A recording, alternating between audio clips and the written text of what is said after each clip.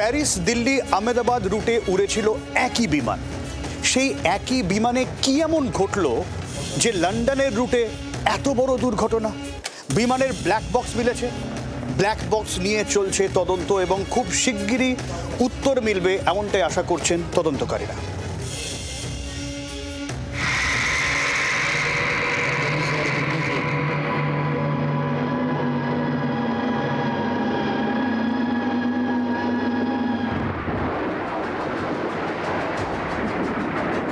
ভারতের ইতিহাসের সবচেয়ে ভয়ঙ্কর বিমান দুর্ঘটনা কেড়ে নিয়েছে 250-র বেশি প্রাণ।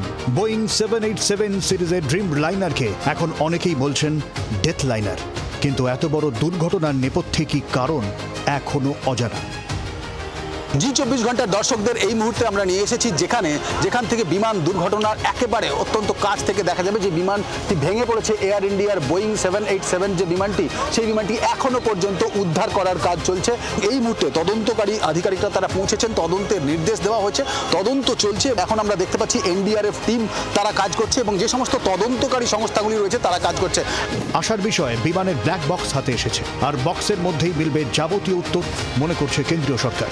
AIB team believes that this decoding of the black box is going to give a in-depth insight into what would have actually happened during the process of the crash or moments before the crash itself.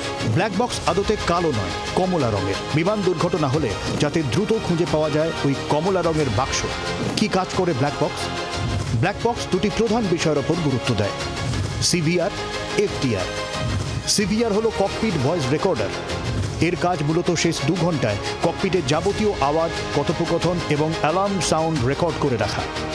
FDR অর্থাৎ flight data রেকর্ডারের কাজ বিমানের 25 ঘন্টার যাবতীয় তথ্য, উচ্চতাগত গতিবেগ, বিমানের engine performance সব record করে রাখা। ভারত, ব্রিটেন, মার্কিন যুক্তরাষ্ট্রের যৌথ তদন্তকারী দল গঠন করা হয়েছে। খতিয়ে দেখা হচ্ছে সমস্ত সম্ভাবনা। হাতে এসেছে ব্ল্যাক বক্স। আশা করা যাচ্ছে খুব শিগগিরই জানা যাবে দুর্ঘটনার আসল কারণ।